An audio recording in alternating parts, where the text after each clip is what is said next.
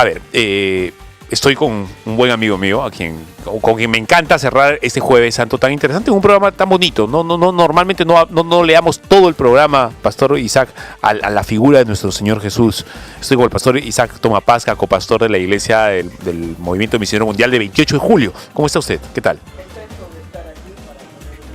Ese espíritu que tienes, hermano Fabricio, de dar a conocer las mejores notas y novedades a la sociedad, y qué mejor que esta parte de la gloriosa obra de Dios redentora se haya culminado con una resurrección que sigue trascendiendo hasta hoy para el cambio y la transformación de los seres humanos. Yo siempre le doy el tip, el que debería ser para los ateos el punto débil del cristianismo. Y lo digo entre comillas, por supuesto. Le digo, te doy la clave. Si tú pruebas intelectualmente, históricamente, como lo quieras, que Jesús no resucitó de los muertos, si tú pruebas eso, realmente lo logras comprobar, se acabó el cristianismo. Porque esa es la piedra fundamental de todo, la resurrección del Señor. Si el Señor no resucitó, dijo Pablo, vana es nuestra fe, todavía estamos en nuestros pecados, somos los más miserables de todos los hombres. Dignos de conmiseración, sí. Sin embargo, sabemos que resucitó no solamente por la fe, sino porque incluso los testimonios de su tiempo, ¿verdad? Los testigos que vieron eso abundan. Primero, ¿qué es lo primero que usted podría decirle a aquel ateo, muchacho, quizá jovencito, que está empezando a descreer y dice, no, pues, bueno, los muertos no resucitan? Es imposible que ese personaje histórico llamado Jesús de Nazaret ciertamente haya resucitado de verdad. ¿Cómo empezaría a conversar usted con él? Yo empezaría diciendo que, dada el tiempo postmoderno y de la ciencia y la tecnología que hoy están tan ansiosos de hacer el hombre eterno y permanente, o en todo caso llevarlos ahí a enfriar en un ambiente para después levantarlo a 100 años, ¿eso de qué está hablando? El hombre ansía eternidad, ansía vivir permanentemente, pero es el mal camino que se ha tomado, solo por no entrar por esto que acabas de mencionar, que es el camino de la fe. Ahora, nuestra fe no es un simple aceptación emocional ni de un cuento, sino que está fundada. Las ciencias buscan indudablemente experimentación y si lo van a buscar por ahí no lo van a encontrar el hecho que Jesús haya resucitado.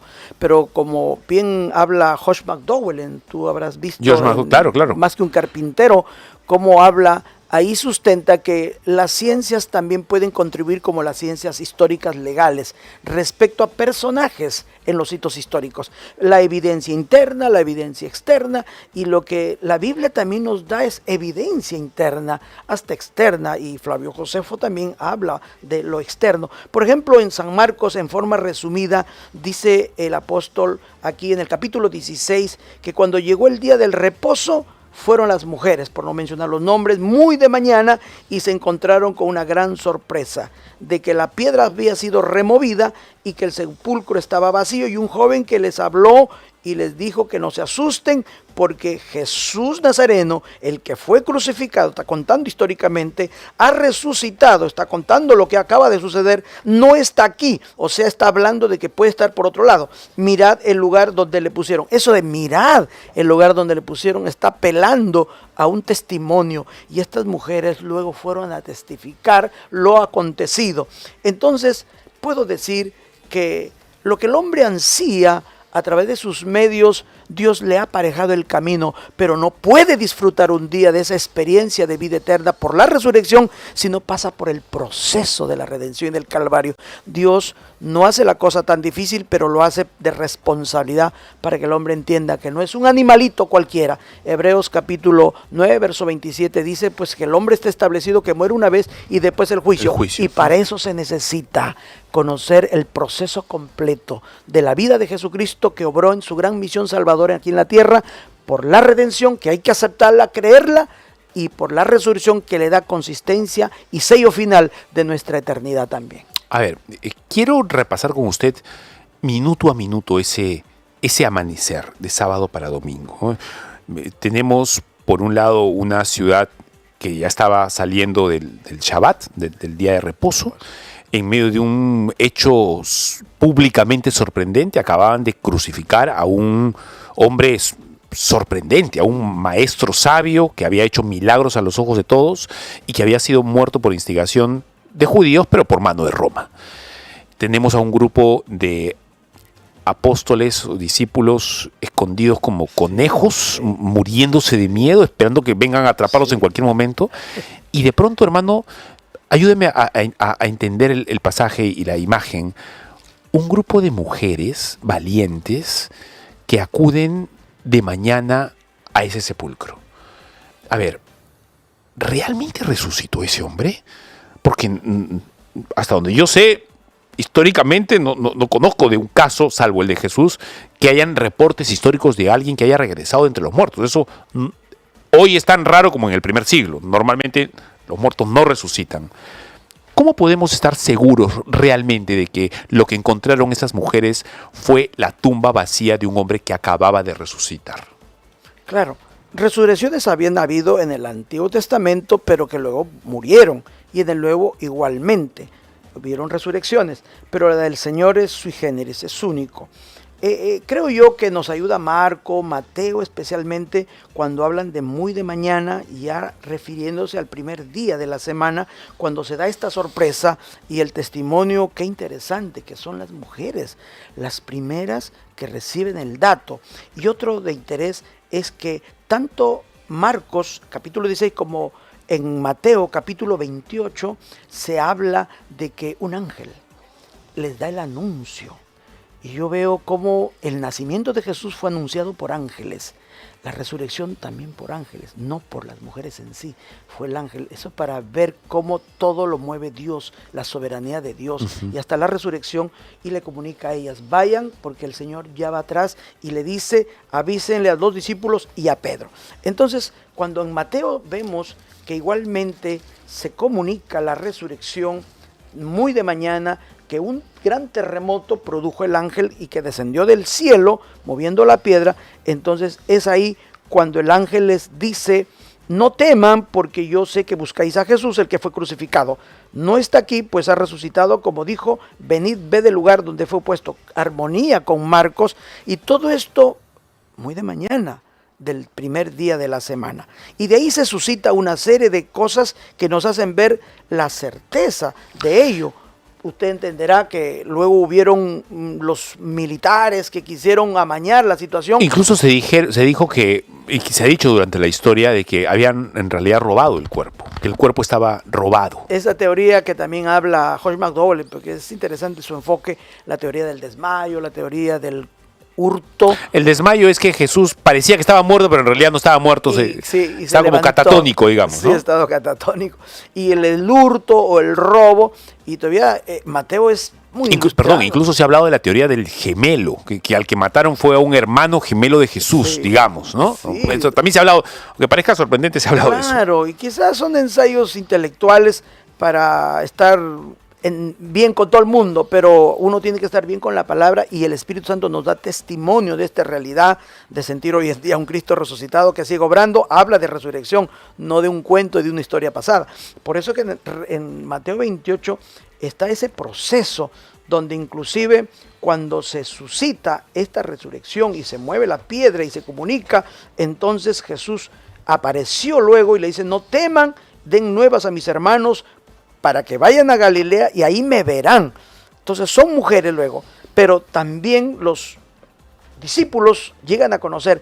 Pero es importante tener en cuenta desde el verso 11 de Mateo 28 que cuando la guardia, se dice, he aquí unos de la guardia fueron a la ciudad y dieron aviso a los principales de lo que había acontecido. Se reunieron, hubo una convulsión e inclusive ofrecieron darle dinero a esos guardias romanos para que no avisen lo que ha sucedido, y más bien ustedes digan lo que los discípulos vinieron de noche y lo hurtaron estando nosotros dormidos. Qué coincidencia, si están dormidos, ¿cómo pueden saber que lo robaron? No se puede. O sea, hay toda una inconsistencia, pero lo cierto es que es una obra del maligno por nublar y oscurecer el poder de la resurrección, lo cual iba a ser de profunda vitalidad en la fe de los cristianos desde entonces. Hermano, hay un tema también interesante en torno a la resurrección de Jesús, que es el factor de la tumba vacía. Ok. Hasta ahora La tumba está vacía. Vamos a buscar, incluso permítame, uno de mis grandes sueños, que tengo con mi esposa, es un día viajar a Jerusalén, no para irme a la tumba, que yo creo que no es la de la Iglesia Católica Romana, el Santo Sepulcro. Me parece, y creo que históricamente no hay tanta evidencia como la del jardín, ¿no? La tumba del jardín, que es una tumba muy modesta, casi no van visitas ahí, y está exactamente frente a un jardín, debajo del monte Calavera, en lo que eran las afueras de Jerusalén, más o menos cumple los requisitos. Bueno, cual sea la tumba, está vacía el día de hoy. Y ese es un factor contra el que los críticos del cristianismo no pueden lidiar hasta ahora, porque lo cierto es que el cuerpo de Jesús nunca apareció, la tumba está vacía hasta ahora. ¿Cuál era la razón para poder tener la tumba vacía? Bueno, no solamente se ha hablado de que robaron el cuerpo, lo cual es una mentira, de que el Señor, de que pagaron para que fuera el cuerpo sustraído, digamos, de manera profeso. Lo cierto es que el hecho de la tumba vacía constituye un elemento fundamental para validar lo que dijo la Biblia. Nunca se pudo encontrar el cuerpo de Jesús, pese a que en la historia han habido muchos momentos en los que se dijo que estaba cerca o que incluso ya lo habían encontrado. ¿Por qué es importante que la tumba esté vacía hasta el día de hoy? Porque al igual que lo declarado en Deuteronomio sobre el cuerpo de Moisés, si era encontrado indudablemente iba a ser motivo de adoración, como lo fue la serpiente de bronce años después, y que el rey en su momento tuvo que destruirlo eso, porque esa es la tendencia del hombre. Eso es una explicación para ese pragmatismo. Sin embargo, la resurrección habla no solamente de volver a la vida, sino de que pueda ascender a los cielos. O sea, para que se cumpla todo el presupuesto de la salvación, tenía que ocurrir todo ello. Ahora, si su cuerpo fue glorificado, indudablemente él ya no podía permanecer en la tierra, aunque él estuvo varios días, y usted sabe que él se acercó a las reuniones donde los incrédulos, discípulos y miedosos estaban ahí, y le dijo, pasa vosotros, acá estoy. Y no estuvo Tomás. Al siguiente culto aparece y Tomás recién se tira al piso y dice, Señor mío, Dios mío. Le dijo, porque vistes, creíste. Más bienaventurado es creer sin ver. Sin ver. O sea, la resurrección tiene que ser indudablemente con un vacío que queda ahí, como que la muerte es vencida y la vida sale. Y de alguna manera, hermano, la resurrección significa que lo que dijo el Señor era verdad en términos de su divinidad, ¿no? Él dijo claramente, yo voy a resucitar. Y eso no lo puedes decir fácilmente, pero no lo puedes cumplir, nadie lo puede cumplir, nadie puede. Fíjese que hasta Marta, amiga de hermana de Lázaro, amigos de Jesús, le dijo allá en San Juan 11, dijo, yo sé que sí va a resucitar, pero en el último día. En el día postrero. Exacto. Y Jesús, ¿qué le responde? Marta, yo soy la resurrección y la vida. El que cree en mí, aunque esté muerto, vivirá. Se puede aplicar en dos aspectos. El pecador, porque a veces teológicamente dice, si tú estás muerto, ¿cómo vas a tener un ápice de fe? Por eso la salvación es exclusivamente de Dios. Por supuesto, la obra redentora la hace el Señor, pero el hombre aún muerto expele una expresión de ayúdame, sálvame, y el Señor aún a los muertos los levanta y cobran vida. Por eso es que no puede estar la tumba ocupada por nada, tiene que estar vacía, sí, pero no está vacío el corazón del hombre. El hombre es una tumba sin Dios. El hombre sin el Señor es un hueco fofo, y por eso lo llena de cualquier cosa. Pero cuando uno recibe a Cristo, uno recibe la vida de un Señor resucitado. Hermano, no sé si le pasa a usted, a mí, pero la resurrección de Jesús no la puedo desligar de la glorificación, es decir, de ese momento sublime en el que el Señor asciende. Viene Salmo 24, ¿verdad? Ábranse puertas eternas, álcense vuestras cabezas y entrará el Rey de Gloria. Y el grito de los ángeles que contemplan ese momento es: ¿Quién es este Rey de Gloria? Al Rey de Gloria supuestamente no lo hemos visto nunca, ¿verdad? No, habita en luz inaccesible, nadie lo ha visto jamás, ni siquiera los ángeles. ¿Quién es este que osa ascender, pararse ante las puertas eternas y ordenarles? Eso es maravilloso, esa resurrección es indesligable de ese momento sublime en el que el Señor es sentado a la diestra de su Padre claro, como Dios. Como Dios, sí, sí. Y en Romanos capítulo 4, cuando ahí el apóstol habla sobre la promesa que se realiza mediante la fe, él tiene un cierre de ese capítulo cuando habla respecto a lo que nosotros ahora podemos tener y obtener de que Cristo fue levantado entre los muertos. Dice, el cual fue entregado por nuestras transgresiones, está hablando la previa del sacrificio, y resucitado para nuestra justificación. Como que todavía no me voy a la glorificación.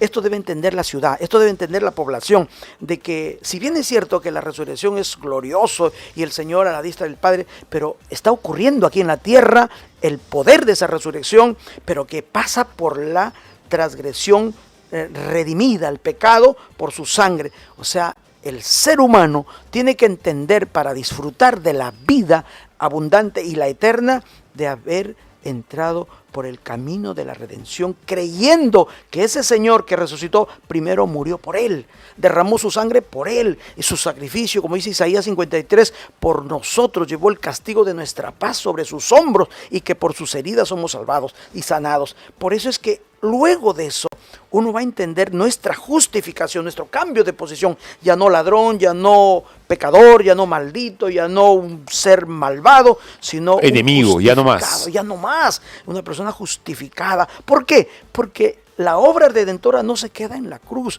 El énfasis a veces de la religión tradicional es solo por Semana Santa hay que hacerle sentir dolorcito y tristeza a la gente. No. Cristo, y a veces presentan la iconografía de un Cristo ahí en la cruz con la boca abierta, lánguido. Ese no es nuestro Cristo. Nuestro Cristo, según Apocalipsis capítulo 4 y 5, es el Cordero inmolado a la diestra del Padre, el Rey de Reyes que vendrá. Pero ese Rey de Reyes, lo que sí sufrió en la tierra y derramó su sangre, es precisamente para hacer una obra de salvación y redención, y que cuando Él resucita, ahí se cumple el presupuesto de ya somos nueva criatura. Si no, es pura película, es pura drama, es una situación emocional del momento, y vamos a estar cada año celebrando la Santa Cena para un poco justificarme. Mire, la resurrección del Señor es latente, está vigente. Él está en el cielo, pero su resurrección está obrando en el ser humano una justificación. ¿Qué es lo que hay que hacer? Hay que creer. Si no creemos, como decía Pablo en Corintios capítulo 15. Perdóneme, hermano, ¿tan sencillo como eso? Es creer. Sencillo. Creer. Yo lo veo sencillo. O sea, no es que tengo que hacer 1000 obras, regalar dinero a los pobres, entregar mi cuerpo para ser quemado por amor, digamos. No, exactamente. Solo creer. Increíble. Arrodillarme, arrepentirme de corazón y creer que Él es el Señor, nada más. Porque ese es el camino. La sola gracia. ¿Sabe, ese es ¿sabe, hermano, que es la puerta? Me quedan 3 minutos y quiero con esto decirlo para luego lograr su reflexión final sobre el tema. Es tan sencillo el Evangelio, es tan sencillo lo que uno tiene que hacer, digamos, de alguna manera para obtener la salvación, pero aún así el mundo no lo quiere. O sea, le dices al incrédulo o al mundo, le dices, es gratuito, no tienes que hacer nada, solamente tienes que tomarlo con fe, apropiarlo, hacerlo tuyo con fe, creyendo que es verdad. Y el mundo dice, no quiero. Es triste. No me interesa. Sí. Se han acostumbrado a su forma de vida de placer perentorio y disfrutan el presente. No miran en trascendencia. Es como ocurre en otros campos culturales y de conocimientos. Están dándote nada más los calmantes y los caramelos, y tú no ves cómo después vas a perecer. Estoy recordando de un jefe de una banda en la cárcel de Pixi, cuando íbamos a predicar. Él escuchaba del tercer piso de ese penal de Pixi y me observaba, según después me dijo, y en una tercera oportunidad me dijo, señor, suba usted acá, y los hermanos pensaban que iba a hacer algo, le digo, no, vamos. Y arriba él dijo, yo lo estoy escuchando, me dice, yo soy jefe de una banda, estoy acá, bueno, pero yo nunca he escuchado ese evangelio, háblenos aquí, venga el otro sábado que yo le voy a reunir toda la gente. Ya le dije, y así fue. Vinimos y así se abrió una iglesia en Pixi. Amén. Ahora, ¿a qué apelo Dios. yo? ¿A que alguien se pone con corbata o con camisa El a predicar, evangelio. enseñar? El evangelio que se transmite y se comunica, que todo eso sí comienza a sumar. No, yo sí creo profundamente en que aunque usted en el forma, estilo, con hermenéutica, con exégesis o sin nada. Usted comunica el evangelio de la salvación por fe y lo hace con amor y bajo esa guianza de Dios de amor. Es repercutible en el corazón del Amén. más vil pecador. Gloria a Dios, es verdad eso, hermano. Cambia y transforma. Y ese hombre, fíjese, después de 3 sábados lo encontré con aquí en la oreja, una especie de torunda, ahí con esparadrapo. Y le digo, ¿qué pasó? Le digo, mire hermano, mire, me dice, para que vea, yo ya no peleo, me dice. Vino otro jefe de otra banda, de otro pabellón, y me vino a buscar pleito, y yo me tiré al piso y le dije, ya, pues mátame ya. Yo si fuera como antes, aquí nos agarramos, pero ya, haz lo que quieras. Dice, lo único que pudo es con la navaja, le cortó un pedazo de oreja.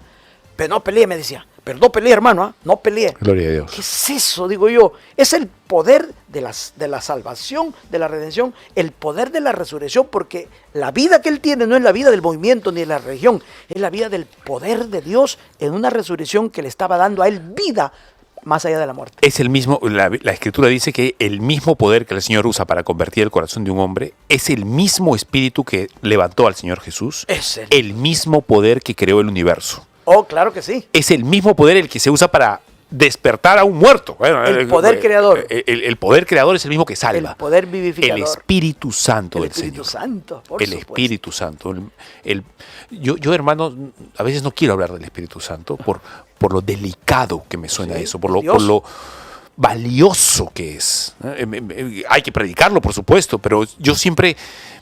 Es un tema muy, muy delicado para mí. El Santo Espíritu del Señor, puro y sublime, que el Señor usa para despertar a un muerto. No, y te valoro por expresar así del Espíritu Santo, porque es Dios. Te valoro, Fabricio, porque a veces son solo cristológicos, son teológicos, pero la neumatología a veces no está en su el comprensión. Espíritu Santo es una cosa Entonces, valiosa, es Dios. sublime. El Espíritu Santo del Señor causa el pecado imperdonable, ¿verdad? Blasfemar contra el Espíritu no es como blasfemar ni contra el Padre ni contra el Hijo, es Y realmente que grave. sepa la comunidad que nos escucha que el Espíritu Santo, que es Dios, también se contrista, Sí. se siente triste, dice en Efesios capítulo 4. Es decir, no estamos ahorita ante un Dios lejano que está allá más allá de las galaxias, donde quiera. No, Dios está aquí, en esta radio está Fabricio. Sí. Y cuando tú hablas de Él está ahí presente dando testimonio de que esa es vida que quiere darle a la gente. Y ojalá los que escuchan estos programas abran su corazón, no solo en Semana Santa, sino cada día de su vida y le digan, Señor, si tú eres real, ven, aquí estoy. Abra usted su corazón, no se ponga duro, no sea soberbio, no sea orgulloso. Todos necesitamos del Señor, desde el presidente hasta el más sencillo trabajador de un país. Todos necesitamos a Dios, porque Él, con el poder de la resurrección de Jesucristo, su Hijo, nos ha confirmado nuestra salvación para vida eterna. Muchas gracias, mi hermano. Dios le bendiga. Pase una bonita Semana Santa. Gracias, hermano Fabricio. Predicando seguro. Saludos a su esposa también y a toda la comunidad. Que Dios los bendiga. Que Dios los bendiga. Mis hermanos, se acabó el Jueves Santo. Pasen un bonito Jueves Santo, que el Señor sea glorificado este día en la Iglesia de Dios que está en Perú. Nos vemos mañana, Viernes Santo. Dios les bendiga. Chao.